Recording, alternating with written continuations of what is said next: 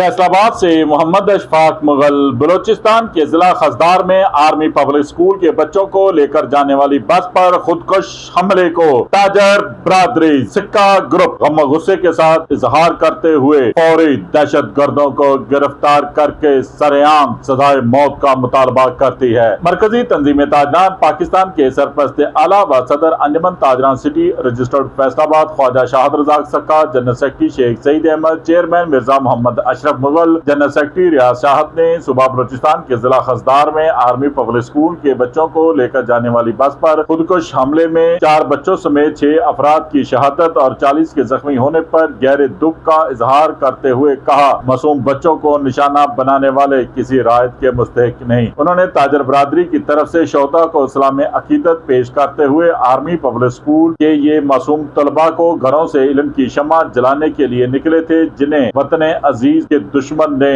अदम इस्तेहकाम पैदा करने घिनौनी साजिश के तहत शहीद किया, जिसकी जितनी मजम्मत की जाए कम है। ख्वाजा शाहद रजाक सक्का ने कहा, मासूम बच्चों को निशाना बनाना दरिंदगी और सफाकी की इंतहा है, जिस पर ताजर बरादरी समेत पूरी कौम रंजीदा है, गमजदा सोगवार खानदानों के साथ खड़ी है। देखते रहिए GS न्यूज। इस वीडियो को लाइक करें, हमारे चैनल को सब्सक्राइब कर बेल आइकन जरूर प्रेस करें